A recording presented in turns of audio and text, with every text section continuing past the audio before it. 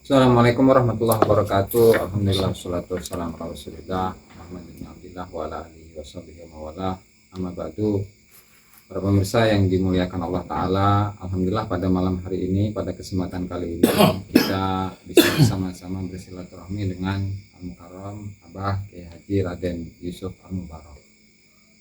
Gimana kabarnya, Pak? Alhamdulillah sehat berkah. Alhamdulillah. Ini insya Allah dalam kesempatan kali ini kita akan sedikit membicarakan tentang statement Kiai Haji Miftahul Akhyar, Rais Am, yang pada intisarinya adalah Rois Am PBNU. Rais Am PBNU, Pak. Yang pada intisarinya, jadi sebenarnya dari polemik nasab ini, Pak, apakah ada yang menjadi Wahabi, polemik nasab lagi maksudnya, Pak?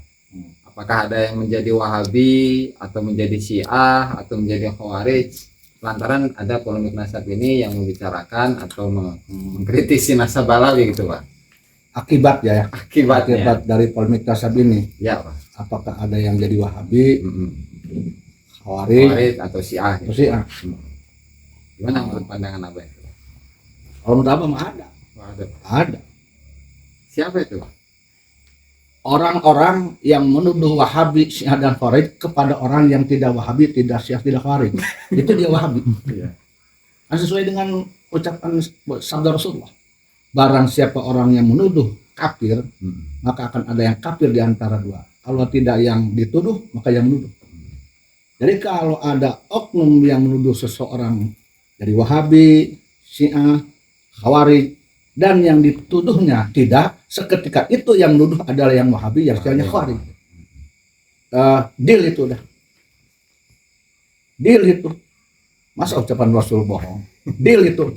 Mau kiai, mau ustad, mau abuya kek, mau Rois Am kek, mau tukang cendol kek, jadi udah tidak bisa disanggah. Mau Habib kek, mau apa, pasti ucapan Rasul benar. Mau nyanggah ucapan Rasulullah, yang nyanggah ucapan Rasul ya Wahabi, bukan Wahabi lagi itu. Kan betul kan? Tuh. Dalilnya kuat ini, nggak usah dibaca lah. Karena memang ini, Pak, framingnya seperti itu gitu, Pak. Jadi apa namanya, yang yang membahas nasabnya Balawi atau membatalkan nasabnya Balawi itu kalau nggak Syiah ya Wahabi ya Khawarij. Berarti hakikatnya mereka sendiri yang Wahabi, Syiah atau Khawarij gitu, Pak ya. Dia yang nuduh.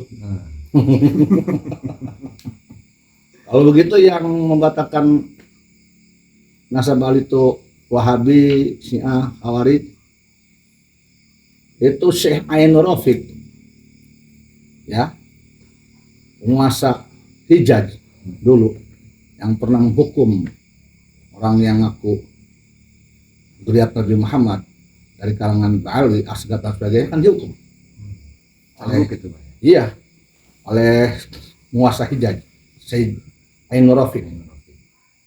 Di masa kalau tidak Syekh Ahmad Khatib As-Sambas, beliau yang mengizinkan Syekh Ahmad Khatib Sambas Al-Minangkabau itu menjadi Imam Masjidil Haram. Itu penguasa Hijaz yang menghukum orang yang ngaku zuriat Nabi dari kalangan Ba'ali, dari Asgab dan sebagainya. Dan beliau Syekh Ainur Rafiq, keturunan Rasulullah Muhammad SAW dari Sayyidina Hasan Al-Hasani Syarif, melarang Habib itu menggunakan Sayyid. Itu kan Habib dong begitu. Masa itu? Ini kan Syarif, dia berani kita mengatakan dia Wahabi, Khawarij dan Syiah.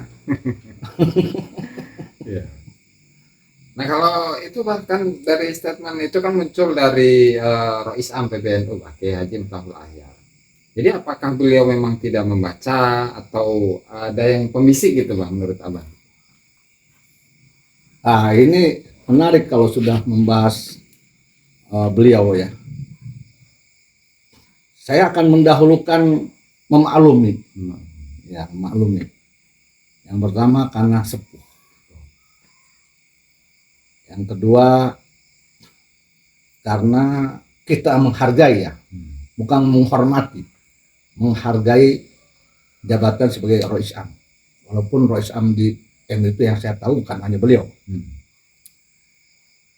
Maka yang paling pertama saya lakukan itu ya memaklumi karena sudah tua. Yang kedua husnudon. Barangkali beliau ini tidak meneliti detail tentang nasab, khususnya nasab alwi. Yang kedua, tidak mengikuti awal polemik nasab ini, juga tidak mengikuti medsos dari kalangan kelompok Kiai Haji Imaduddin pun dari pembela Bali. Yang ketiga, beliau juga mungkin tidak bermusyawarah dengan beberapa petinggi NU yang lain, dengan orang Islam yang lain, dengan ulama-ulama, tokoh ulama sepuh yang Indonesia. Juga mungkin beliau tidak pernah mengundang Kiai Haji Imaduddin dan kawan-kawan untuk diajak ngobrol sebagaimana layaknya seorang sepuh kepada yang muda. Yang mestinya dilakukan oleh mereka yang merasa dirinya sepuh, petinggi dan sebagainya terhadap yang muda ketika dianggapnya ada kesalahan menurut pandangan beliau. Mungkin seperti itu. Ya tinggal ditanyakan apakah beliau pernah sebagai Rois Am mengajak ngobrol dari hati ke hati Kiai Haji Imaduddin, yang dimana beliau Kiai Haji Imaduddin itu kalau dalam struktur organisasi kan ibaratnya anak buahnya ya, dan Kiai Haji Imaduddin itu sebagai anggota LBM PBNU di provinsi, di pusat. Pusat. Kalau di Banten ketua RMI ya kan, berarti di bawah beliau. Selayaknya beliau ini kalau mau melaksanakan ajaran Rasulullah Muhammad SAW tabayun, beliau menegakkan syariat Islam dan menegakkan letak dasar NU mendahulukan tabayun. Sudah tidak dilakukan oleh Kiai Haji Miftahul Ahyar ajaran Islam berupa tabayun, dan ajaran NU letak dasar NU yaitu tabayun. Artinya mengundang Kiai Haji Ahmad dan kawan-kawan untuk ditanya dari hati ke hati. Belum lagi kan ada ayat Al-Quran, firman Allah yang mengatakan jika ada kabar yang buruk kepadamu, maka fatabayan. Apakah dilaksanakan? Tidak oleh beliau. Nah kalau tidak, kenapa? Ini pertanyaan. Kalau tidak, kenapa? Alim itu pasti pelaksana Al-Quran dan hadis, pasti itu. Apalagi seorang Rois Surya NU pasti melaksanakan letak dasar, anggaran dasar atau aturan NU, yaitu mendahulukan tabayun. Kalau tidak, silakan menilai sendiri. Lagian gini Pak, semalam saya itu menyimak di Pada Suka TV itu ada satu dokter, yaitu Dr. Soleh Basari, yang mengeluarkan statement bahwa dari pandangan beliau kepada Rois Am, beberapa Rois Am yang ada di NU ini kan, kalau sekarang Kiai Miftahul Ahyar, kemudian sebelumnya itu Kiai Ma'ruf Amin, sebelumnya itu Kiai Haji Muhammad Ahmad Sahal Mahfud. Jadi dinilai oleh Dr. Soleh itu sebagai Rois Am yang paling dalam tanda kutip negatif gitu Pak, kurang gitu kalau dibandingkan dengan Rois Am yang sebelumnya dari sisi pemikirannya. Kalau menurut Abang gimana itu? Oh ya, Abang selintas tadi melihat di video, menurut Dr. Soleh itu tertulis bahwa Kiai Haji Miftahul Ahyar itu Rois Am yang terlemah. Ya, terlemah. Benar, setuju dengan pendapat Dr. Soleh. Tadi mengapa dikatakan lemah? Tidak jauh dari penjelasan apa tadi. Siapapun dia, Rois Am, apapun dia, dimanapun dia sebagai Rois Am PBNU, dalam menyikapi persoalan apa yang terjadi anggotanya, tentu harus melaksanakan landasan Al-Quran dan hadis. Kalau dia seorang NU, dia harus menggunakan politik kebangsaan NU. bulwatun minal iman, yang berkaitan dengan manusia dan sebagainya.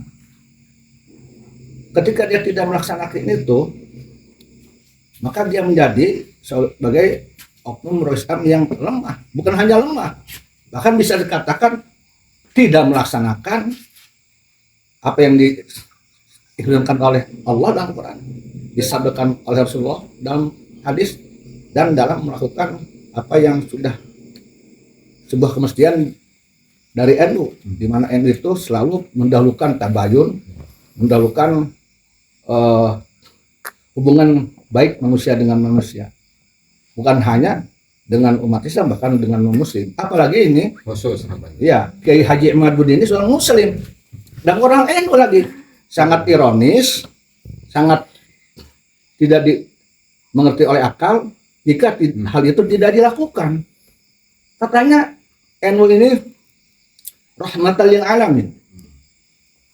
Jangankan terhadap Muslim, terhadap non-Muslim itu selalu memberikan rahmat. Nah, enak, Kiai Haji Imaduddin ini kan Muslim, pendukung-pendukungnya Muslim. Dikemanakan rahmatan lil alamin? Apakah itu hanya rahmatan lil habibin? Mau diganti rahmatan lil alamin jadi rahmatan lil habibin faqat.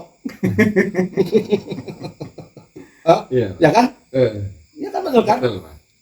Ya seharusnya kalau PBNU ini rahmatan lil alamin, maaf bukan PBNU. Kalau beliau ini Rais Am PBNU, lakukanlah prinsip dasar PBNU adalah rahmatan lil alamin. Dikemanakan rahmatan lil alaminnya? Undang Kiai Haji Imaduddin kagak, apalagi kawan-kawannya, malah umpamanya diduga menuduh Wahabi, Khawarij dan Syiah. Dikemanakan rahmatan lil alaminnya? Ya, jangan-jangan itu rahmatan lil habibin faqat. Ya kan? Betul. Ya kan? Ya benar ini. Lagian apa namanya, kalau saya simak semalam juga itu Pak, bahkan dari videonya Rois Am, itu seolah-olah Pak Kiai Imad itu yang memberi pengaruh atau memang masuk ke PCNU di beberapa kabupaten kota, yang kemudian mereka itu seolah-olah harus menerima pandangan itu gitu Pak. Ya artinya sehingga kemudian siapa Rois Am ini ingin meluruskan itu atau membenahi itu, seolah-olah ini ada satu hal yang salah mungkin menurut pandangan Aziz gitu. Kalau menurut apa gimana itu? Ini lebih lucu lagi. Lebih lucu lagi. Nah ini karena tidak tabayun, sehingga tidak mengenal sosok Kiai Haji Imaduddin siapa, kegiatannya apa. Seorang Kiai Haji Imaduddin bukan tipe orang provokator, bukan tipe orang yang mencoba memaksa mempengaruhi orang untuk mengikuti pendapatnya, tidak. Abah ini kenal banget dengan Kiai Haji Imaduddin semenjak tahun 2005-an. Cukup lama. Sudah cukup lama. Jangan dikata dinilai tentang nahusrutnya di dunia, 12 fan dia. Jangan dikata tentang ibadahnya, tentang istiqomahnya ngajar santri. Karya-karyanya pun banyak. Karya-karyanya banyak. Karakter perhariannya tahu. Tidak akan masuk dia NU kalau dia tidak punya jiwa-jiwa tersendiri. Jangan dibilang lagi tentang jiwa dia dan darah dia. Karena tidak tabayun, karena tidak mengenal, hanya selintas, maka kemungkinan terjadi distorsi atau penilaian tonjanya dengan yang nyata, yang fakta yang nyata. Apa tidak percaya kalau seorang beliau bisa berpikir seperti itu dari murninya? Sangat tidak percaya, karena melihat sosoknya Rois Am ini seorang alim. Nah ketika itu memang ada kejanggalan, kayaknya yakin ini ada yang mempengaruhi, memberi kabar-kabar buruk. Ada pembisik-pembisik ini. Nah, makanya abang mau baca tahu dulu. A'udzubillahi minasyaitonir rajim. Itu dulu lah. Iya, supaya terjauh dari setan. Iya. Itu dulu lah. Ya kan? Iya. Nggak mungkin sebabnya seperti beliau ini sampai seperti itu. Sesubjektif itu nuduh orang. Tadi dikemanakan rahmatan lil alaminnya, dimanakan perintah Allah dalam firmannya harus tabayun dulu, dikemanakan perintah Rasulullah dan sabda hadisnya, dikemanakan itu. Jadi memang apa istilahnya, misalkan seperti PCNU di Solo Raya gitu Pak ya. Oh Itu kan apa yang Aziz tahu gitu, bahwa mereka itu mengeluarkan apa namanya surat atau apa itu namanya pernyataan sikap Oh ya. tidak mengundang Habib-Habib gitu di acara-acara NU. Artinya itu adalah berdasarkan dari kesadaran mereka sendiri dan melihat apa kenyataannya seperti itu.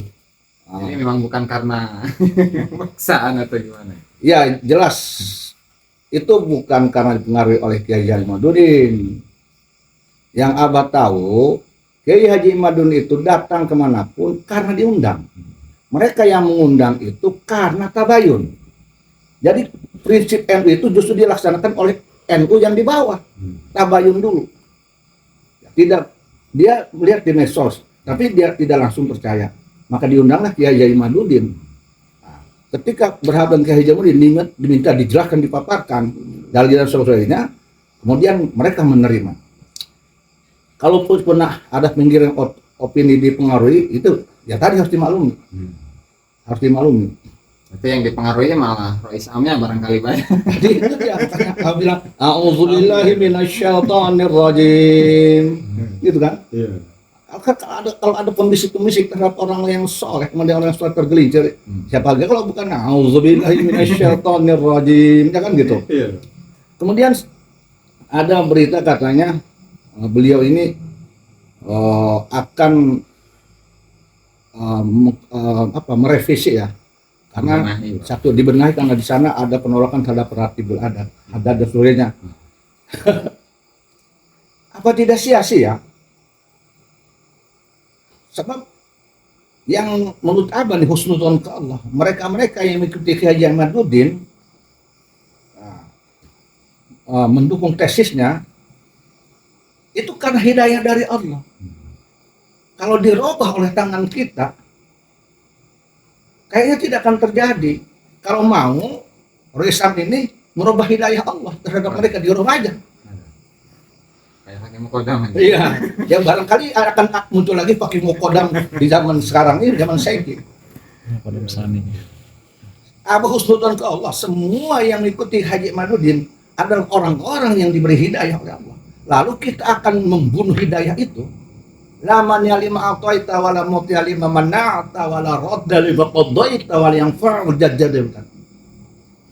May yahdillah fala mudhillalah wa may yudlil fala hadiyalah. Walau oleh seorang Roisam. Harus sana dong. Harus kan?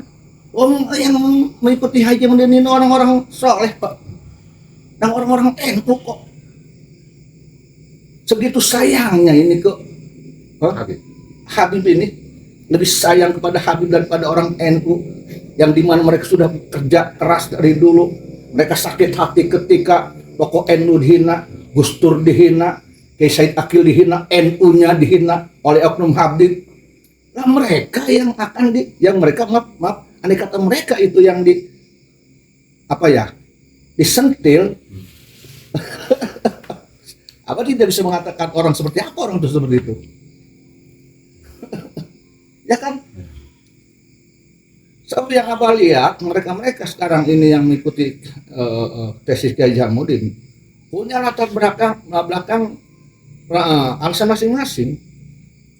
Ada yang memang mereka akademisi, bisa dipahami secara akademisi. Ada juga mereka yang memang terbawa oleh kecocokan misi dan visinya Kiai Haji Imaduddin terkait beberapa ulah tingkah oknum Habib yang notabene itu tidak sesuai dengan tingkah orang NU, mencaci maki Gus Dur, Kiai Haji Profesor Kiai Haji Said Akil dihinakan, apalagi tahun 2019 ya, NU-nya dikatakan liberal, anti Arab, blak blak blak blak.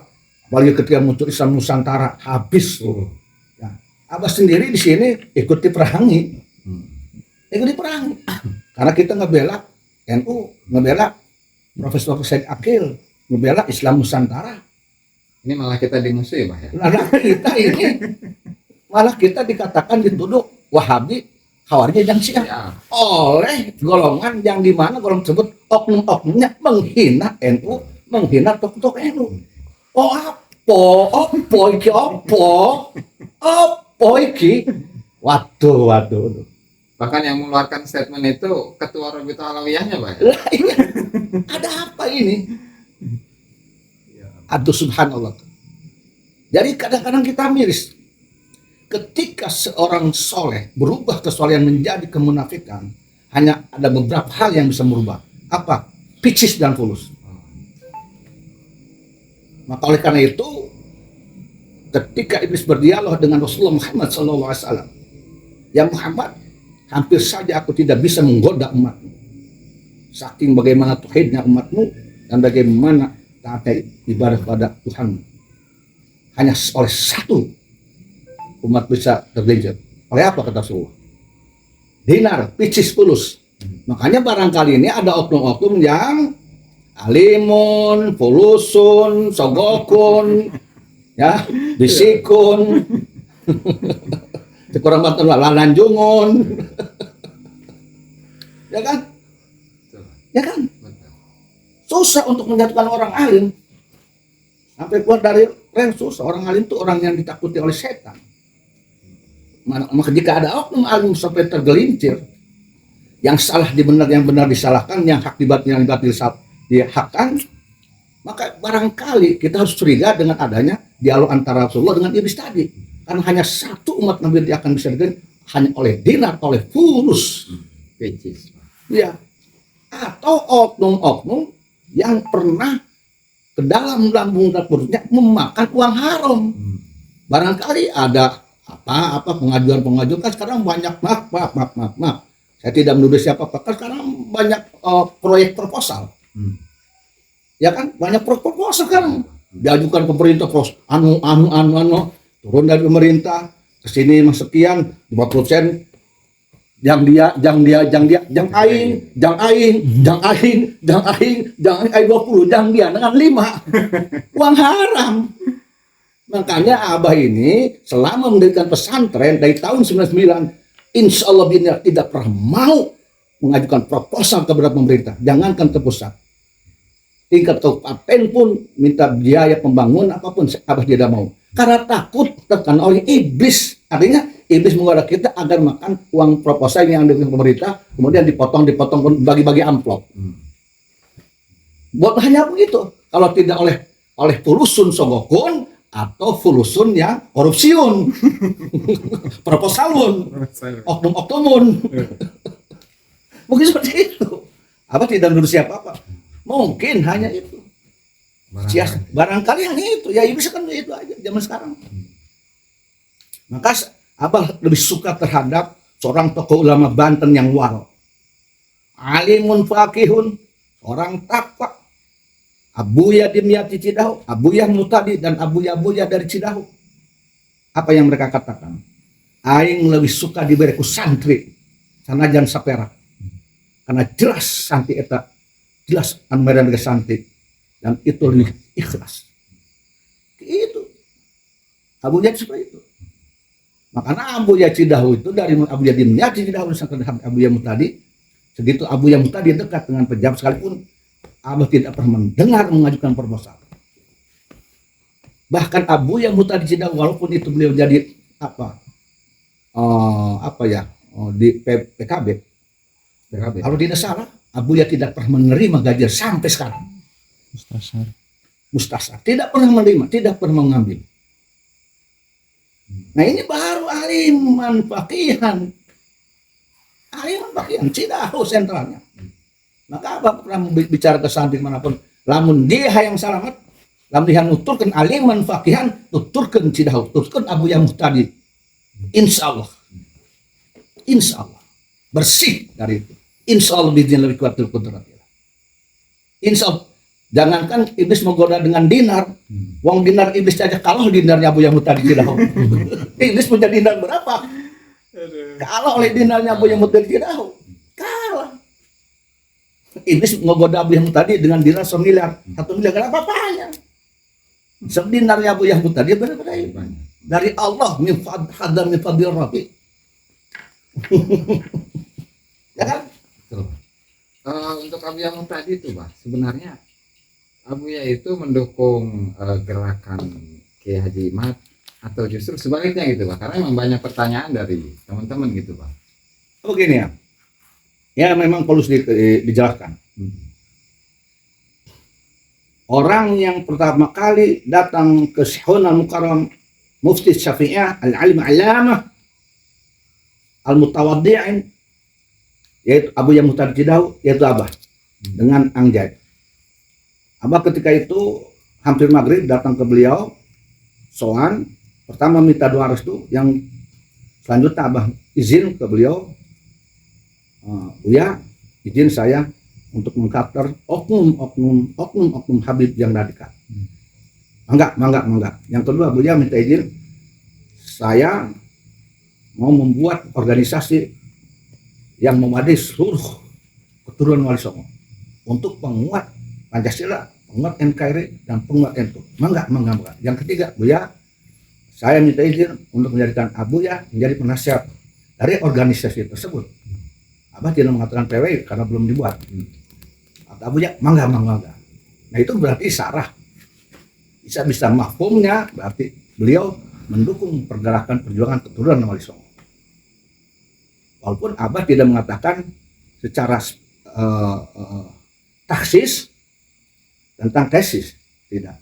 Kenapa? Karena Abah tidak ingin membuat Abuya menjadi sibuk. Urusan tesis urusan kita. Abah tidak mau guru Abah, sepuh Abah disibukkan dengan hal yang seperti itu. Beliau cukup mendoakan kita dalam organisasi. Itu ya.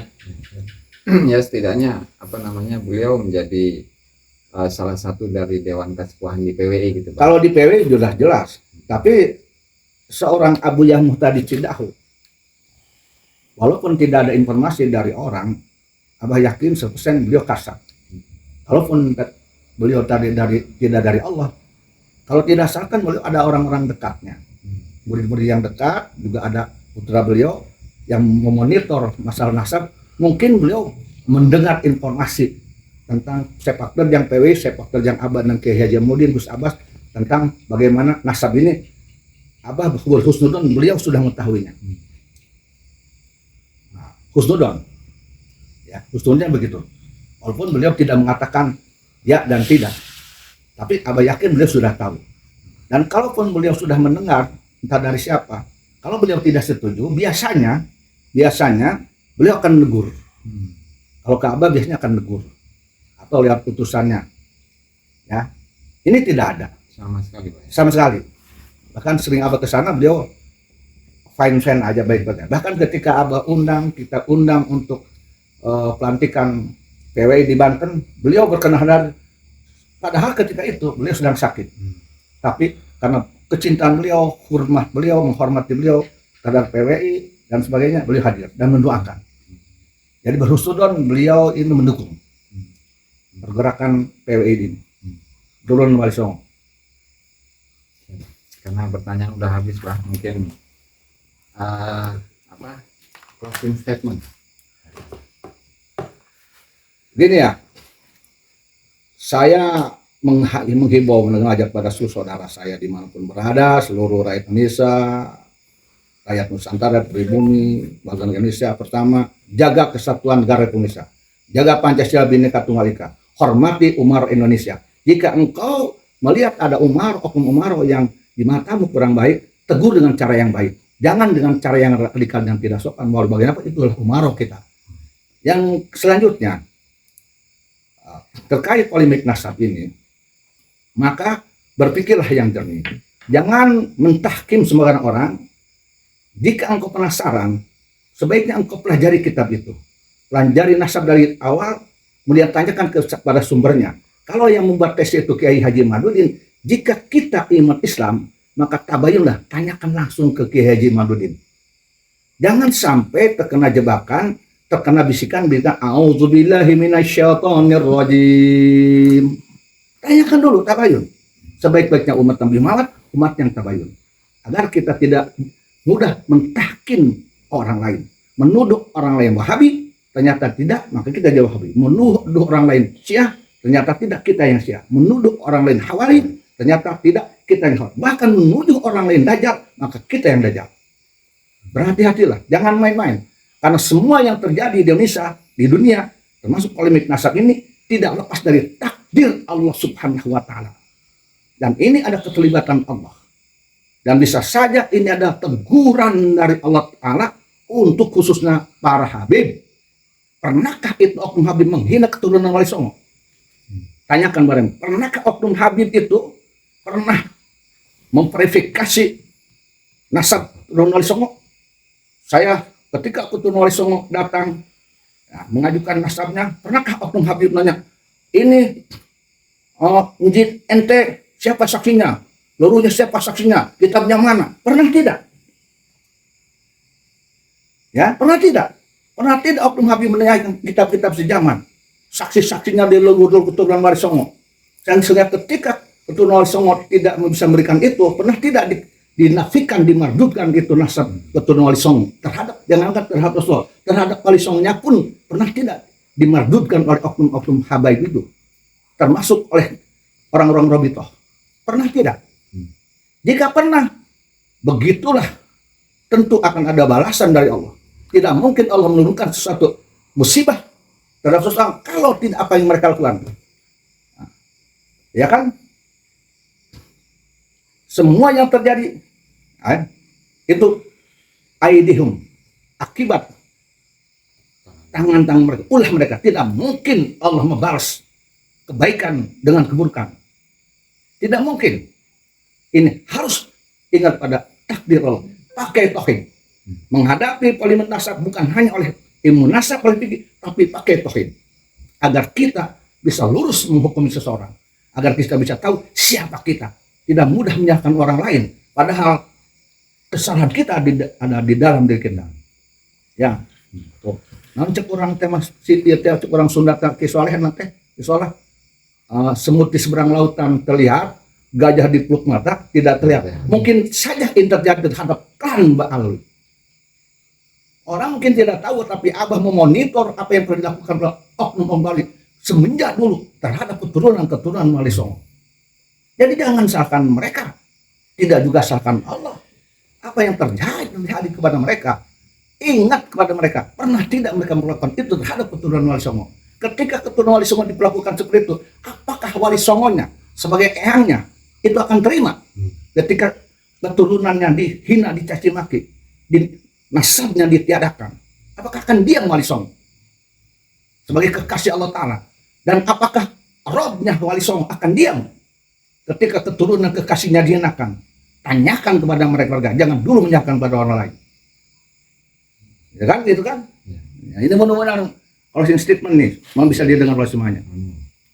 Demikian, mohon maaf nih jika ada kata-kata yang salah dan kasar. Ya, mohon maaf, mohon maaf, saya orang yang banyak kesalahan-kesalahan. Mudah-mudahan ini menjadi sebuah ilmu bagi kita semua. Terima kasih banyak. Ya, sama-sama. Barangkali itu sahabat-sahabat yang bisa kita sampaikan dalam kesempatan kali ini. Wallahul muwaffiq ila aqwamit thoriq. Wassalamualaikum warahmatullahi wabarakatuh. Waalaikumsalam.